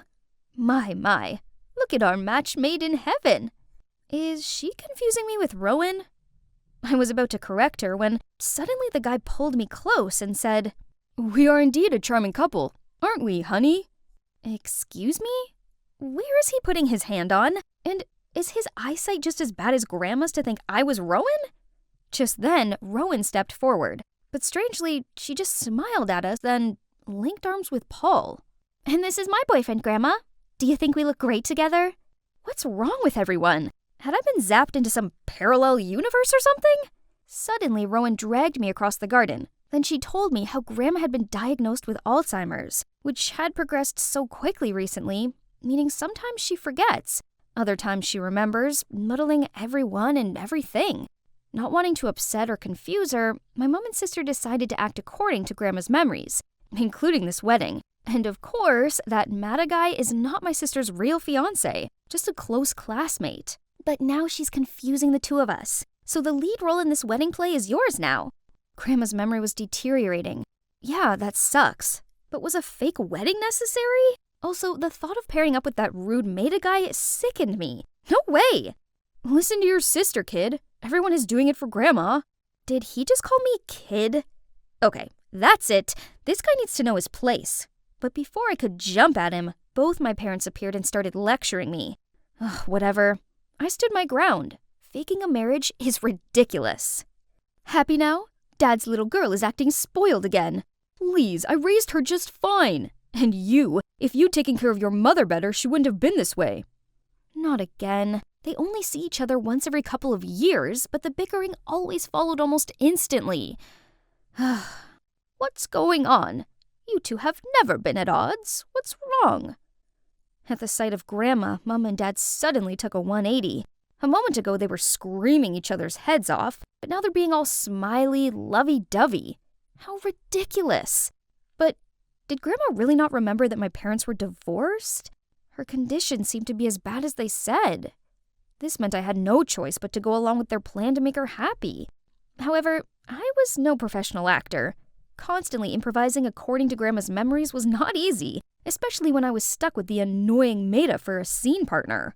My mind was too full of thoughts to sleep properly, so I got up extra early and went for a stroll in the garden. Out of nowhere, Mata ran to me and grabbed my hand. Did you sleep well last night, bae? Huh? Who's he acting for? in this empty garden? Or is this just an excuse to touch me? I forced my hand away from his, but then he had the audacity to whisper in my ear. Shush, Grandma's watching us from upstairs. Ugh, what a creep. Meanwhile, Rowan said she wanted to please Grandma, but actually, she wasn't even a little bit cooperative. At lunch, while I had to squeeze out a smile as Maida spoon-fed me soup, Rowan was being distant toward Paul, her boyfriend. Paul, my sister, also likes being fed. Right, that's her favorite dish. Paul got the point right away, so he scooped up some soup and gave it to Rowan as Grandma watched expectantly. But for some reason, my sister seemed irritated, shoved his hand away, and said she's allergic to it, which was some total nonsense. Grandma was obviously discontent hearing that, then stood up to leave the table first. What's the matter with you, Rowan?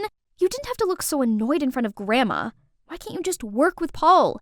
That's how Rowan's always been. She's shy and couldn't open up easily to strange guys as you can. What did she mean by that? Before I could reply, Dad came to my defense. How can you say that? Isn't Orla trying her best to play her part and not make Grandma suspect a thing? Oh, so you two are doing great, and we're just ruining everything? There they go again. Usually Rowan and I would just stand there and watch, because only our Grandma can stop their fights.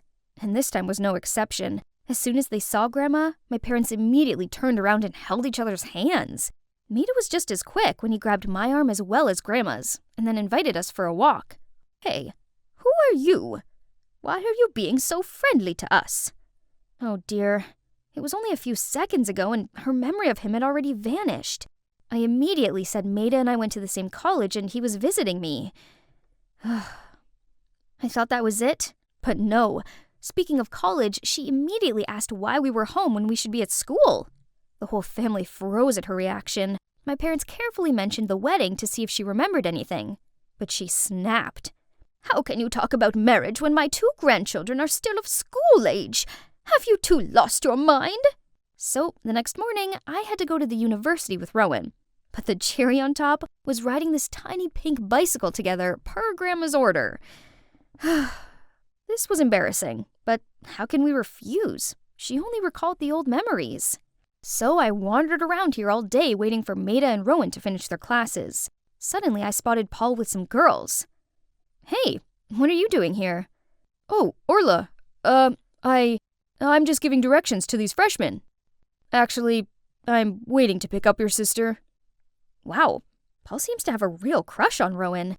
I have to help my timid as a hare sister seize the opportunity. I took Paul to the lecture hall just as class was wrapping up, then pushed Rowan towards him, wished them a happy outing, and quickly pulled Maida away to give the couple some space. Finally, I could go home. But just as we reached the college gate, we saw Dad helping Grandma come this way.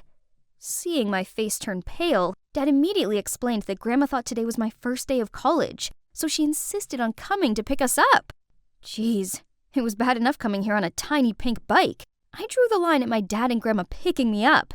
I wasn't a preschooler. I was assigned to tidy the football field. It's my turn on duty today. Don't wait for me. Oh, is that so? Take your time. I'll look around for a while. I looked at Maida, hoping he had some idea to get me out of this, but he just grinned and took the broom from me. Come on, let's clean up this place. I was only gonna fake cleaning a bit, but turns out Grandma's the most meticulous supervisor ever. Orla, there's some trash over there. Look closely, honey, there are dry leaves in the corner. Then, you have to wipe these stains with a wet cloth.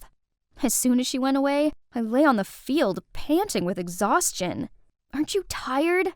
Oh man, I'm already drained out. Can't imagine how bad it's gonna get for me at Grandma's age. Poor her. It's scary how one day we might forget our family.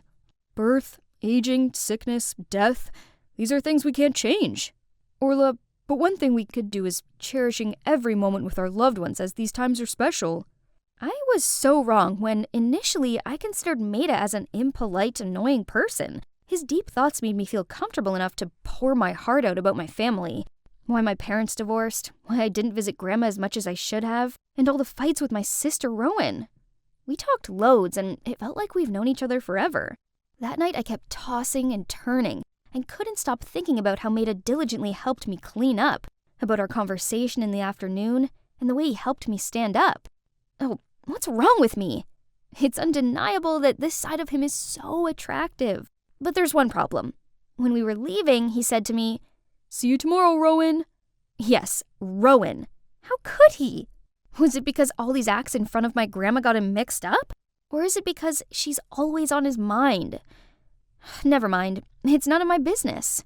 The next day I was sick of strolling around the campus, so I went to class with Rowan and Maida. Rowan's right. They seemed really close. During the lesson, both of them listened attentively to the lecturer, then turned to discuss with each other. Maida also patiently explained the part Rowan didn't understand to her. "Hey, what are we going to have for lunch? What's good in the canteen?" "You will take this course next year too, so focus." And then they got back to their discussion, as if I was invisible. Ugh, how frustrating. Hey, are you jealous? Don't be, we're just friends. Why did she say that? Jealous? That's absurd. Still sulking? How about we go to the cinema tonight? I'll help you too. And here we are. As planned, I would sit next to Maida while Rowan would be with Paul. Sounds good.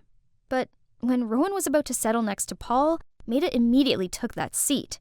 So he didn't want to sit next to me, or he didn't want Rowan to be with Paul? Either way, he obviously didn't have feelings for me. As soon as the movie ended, I rushed out of there, just to catch some familiar sight of Grandma and Dad again. She started nagging and insisted on escorting me home.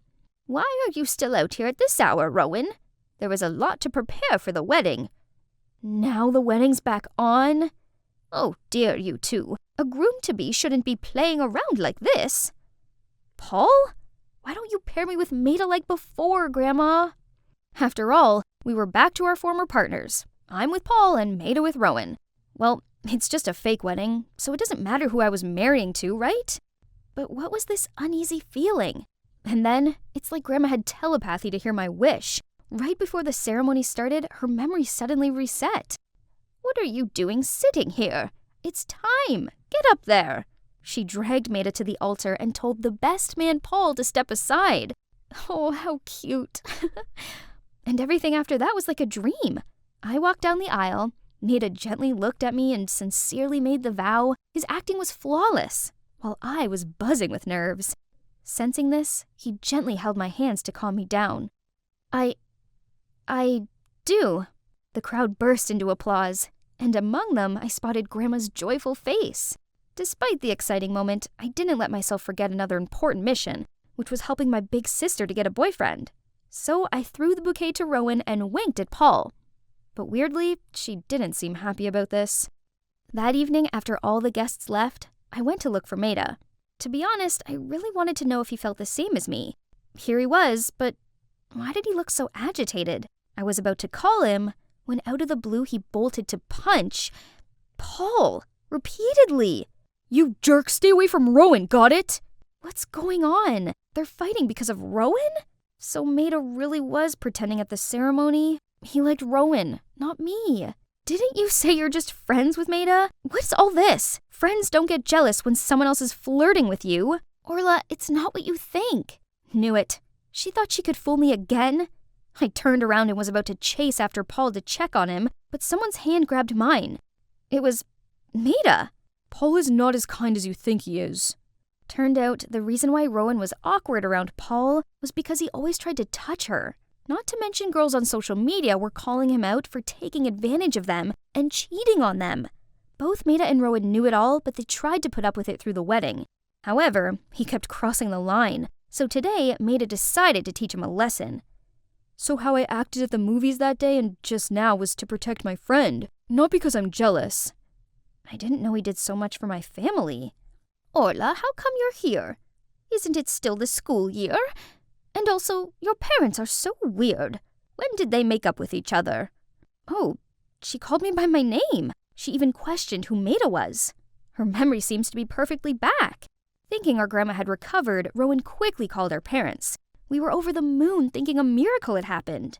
But then, the doctor crushed our newfound joy, saying it was a phenomenon called terminal lucidity, meaning our grandma didn't have much time left. None of us wanted to believe it, but there was nothing else we could do but make the most out of the precious little time we had left with her.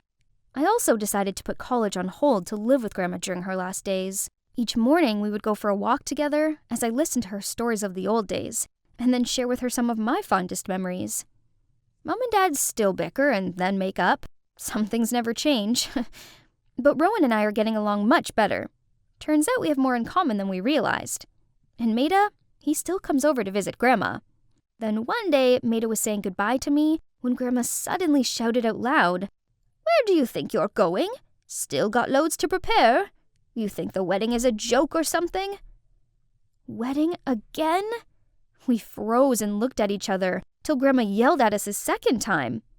But this round, maybe Maida and I wouldn't need to act anymore. 'Cause when I asked him if he was ready to take a vow again, he replied, "Of course, Orla. I'm always ready to say those words to you every day." It's finally the first day at the aquarium.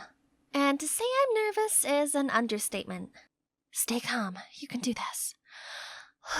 You're Ariel, not Naira. I'm headstrong, spirited, and... Okay, let's get into character. Bright smile? Check. Friendly manner? Check. Ariel's accent? Check. I was a dazzling mermaid and even let the little kids stick their stickers on my fishtail while I answered a bazillion questions about Atlantica and my Prince Eric. The last visitor was the sweetest little girl who handed me a collectible box of cutlery as a gift. Oh my, such a lovely comb, but it looks rare. Are you sure your guardians would agree to this? Of course. My brother always says yes to me. The little girl signaled someone in the crowd to come over, and it was Arson? As in the cutest boy from school? Naira? Oh my god. Your take on Ariel is spot on. I didn't know there was this side of you. What are you talking about? I know not of this, Naira. Feeling the panic rise in me, I lifted my fishtail costume and ran with my 2 feet as all the kids stared in shock. I'd never wanted to disappoint those kids, but I had the biggest crush on Arson, and no way had I expected him to be there and see me like this. At school, I was a loser, a nobody. Yet, when I was acting, I felt invincible. At least, I did until my timid, introverted side got in the way of my performing dreams. That day, our drama club mentor announced our school play this year would be Legally Blonde. I loved that movie so much, and I already knew all the lines. I couldn't let this opportunity pass me by, so when the mentor asked who wanted to audition as the lead, Elle Woods, I took all the courage and raised my hand. The whole room fell silent and suddenly burst into laughter. Oh, please, how could a loser like you play the glamorous Elle Woods? Worst of all, the mentor agreed with her and said that I might be better suited for the nail lady role. And then she said the lead should go to someone who's outgoing and influential, like Eliza. What? Eliza's got the emotional range of a teaspoon. I gotta get this role. So I waited until the end of the meeting and then spoke to the mentor in private. I'm sorry, but I can't cast an Elle Woods with stage fright. Naira, I'll consider giving you the role, but only if you can prove to me that you can do this without your fear getting the better of you. So, try practicing by going out in public and interacting with strangers. Get yourself comfortable in front of a crowd. Can you do that? Feeling determined, I went to look for some kind of social experiment right away. And that's why I applied for this job at the aquarium. But I never thought anyone from class would show up, least of all, Arson. He even caught up with me at school the next day, insisting he saw me at the aquarium. And typical me, being all fidgety and shy, I blurted out, "Maybe you mistook me for my twin sister, Cora." Oh? In that case then, can I get her number? Or can you, arrange for me to go on a date with her? The way she glowed with confidence was amazing. Wow, I didn't expect him to be that into my acting. How ironic. Wait, what if I continue to play Cora and go on a date with him? I could practice my acting as this unapologetically outgoing girl while spending time with him? Tempting, right?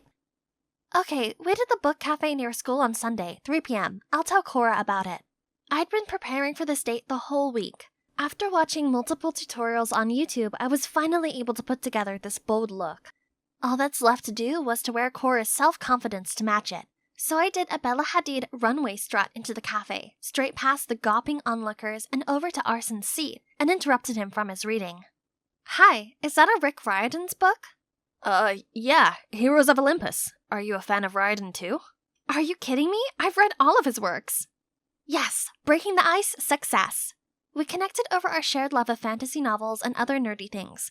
I didn't want the date to ever end, so I invited him along to a secret place of mine. I covered his eyes until we got there, Being the cute guy he was, he went along with it, even though he looked unsure about what was happening. When I turned the lights on and the ice rink appeared, his face lit up. Then the snow began to fall. It felt like a scene out of Frozen.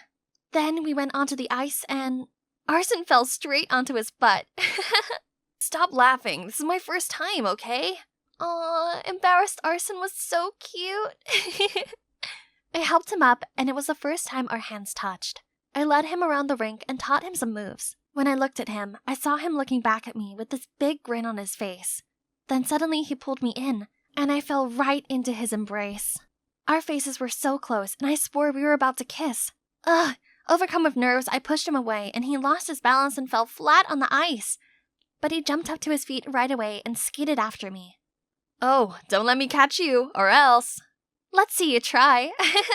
Yesterday felt like a dream. We texted each other nonstop up until the last class of the day, PE. My eyes were still glued to my phone when a flying ball hit my knee. It was from Eliza. Right after that, another one came and knocked my glasses off. I shielded myself with my arms and hoped it would go away soon, and surprisingly, it did. Only, Arson was standing in front of me, blocking all the balls. Arson, what are you doing there? We were just playing around. Playing around? Can't you see you're hurting her? Then Arson turned to me and asked me if I was okay. Could this be it? Did he realize I was the girl he went on a date with? Thank you for helping me out. You're my friend, and also Cora's sister, so I've got to look out for you, right? Oh, he didn't recognize me. That meant my acting was flawless, right? Then why did I feel so uneasy about it? As uncomfortable as I felt about the situation, I also liked Arson way too much to stop it. So I continued pretending to be Cora. He acted so lovey-dovey on our dates, and it made my heart melt. But at school, he only saw me as Cora's helpless, clumsy sister. He talked about her constantly and stared blankly into space as if there were an imaginary Cora there.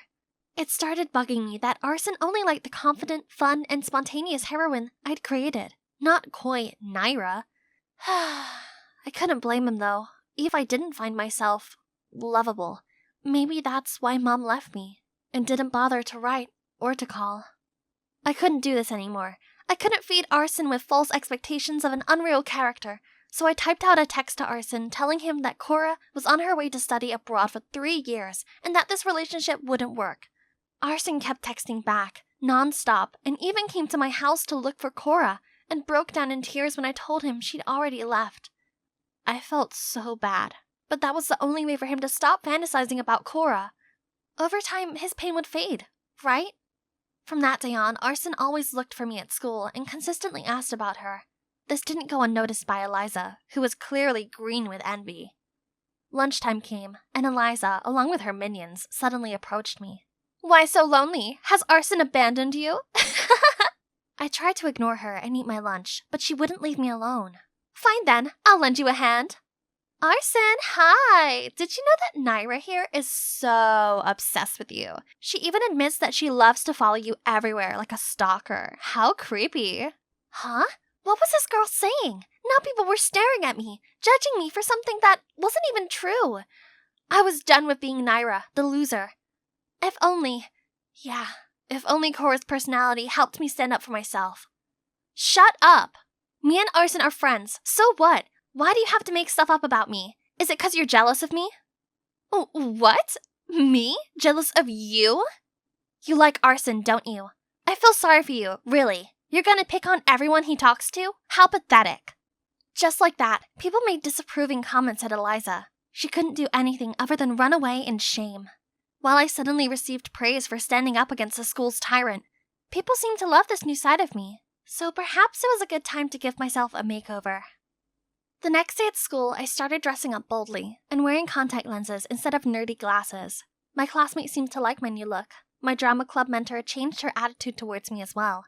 I even applied for the student council and my popularity grew, and so did my friendship circle. The world opened up to me, but weirdly, being around people all the time just felt uncomfortable and exhausting. I couldn't really talk to any of them, as we weren't even close. I just felt so left out. When it came to a charity date auction, being on the council committee meant that I was appointed a bachelorette. That meant everyone joining this event would bid to take me on a date, and that bidding money would go to the school's fund to build a new cafeteria. That's how I ended up here, on stage at the auction. I tried my best to act cool, to raise as much money as possible. The boys kept cheering for me, trying to show their charms, and I tried to flirt back by talking nonsense and winking at them. Once the bidding started, chaos commenced as people kept raising their paddle numbers. 40. 60. 80. It suddenly came to me that I didn't want to go on dates with any of these guys. I didn't know them at all. And just then, Arson shouted from the back. 500. 500 going once, going twice, and sold. Arson jumped on stage, grabbed my hand, and dragged me out of there.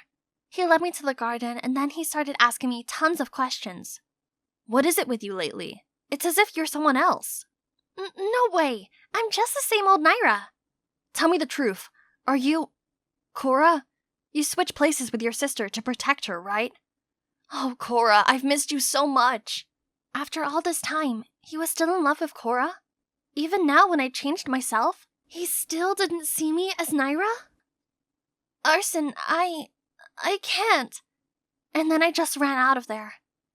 After a night of crying myself to sleep, I was back at school and found myself summoned to the principal's office with a smirking Eliza.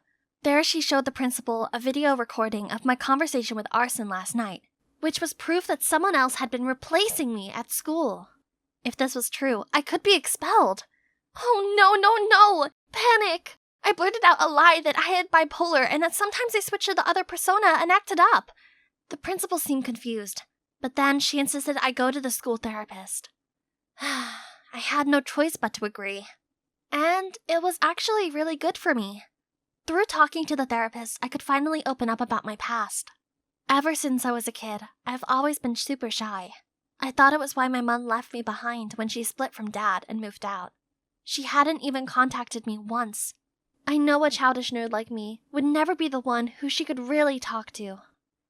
Thank God my dad came to pick me up after that. The thought of facing my so-called friends on the bus was making me nauseous. Were you that unhappy not having your mother around? I just don't know why she left me behind without a word. Was I a loser in her eyes? Honey, listen. Mom loves you. And the reason you didn't receive any letters from her was because I hid them all from you. What? Why would you do that? Because I was so broken after your mom left that I thought it would be better if you and I could forget everything about her. I'm sorry. Don't you know how terrible I felt about myself all those years just because of your selfishness? I ran into the house immediately. I couldn't look at him right now, only to see Mom and Cora were sitting in the living room. Both rushed towards me and pulled me in for a hug. Yeah, the Cora character wasn't entirely made up. Instead, I based her on my real-life twin sister. The little 5-year-old me always struck by Cora's side, hid behind her dress while she boldly stood up against anyone who dared to pick on me. I'd always looked up to her. Turned out, when Dad got the call from school, he realized his actions had caused me pain, so he did everything in his power to contact Mom and brought her and Cora from LA to here. Mom kept apologizing to me, saying she regretted every minute of leaving me behind. Seeing them all break down in tears like that ached my heart, but it gave me this warm feeling at the same time. After all this time, my family feud was finally resolved. Just at that moment, the doorbell rang. It's Arson. Naira, is that your boyfriend? What? I dragged him away immediately, and this time I admitted the whole truth to him. I told him how I lied that the girl in the aquarium was Cora, because I didn't think he'd like the real me, as I wasn't a confident presence. But my feelings for him were real, and that's why I tried so hard to get close to him, but I figured now that he knew the truth it'd be over, so I'd just walk away. Finally, I'm back. I've been in LA for an entire winter break to spend more time with Mom and Cora, and to figure myself out. I've realized that being an introvert is nothing to be self-conscious about. I'm observant, and that'll help a lot of my acting passion, right? This semester, I'll definitely try to impress my drama club mentor. No boys will ever distract me again. And that's when I spotted Arson waving at me with a huge bouquet in his hand. Arson, what are you doing here? I thought you were still mad at me. Well, I thought about it a lot, and honestly, things between us got messy, so I'd like to get to know you again. Only this time, please can it be the real you, as I really want to know what Naira's about. What do you say? Yeah, I'd love that.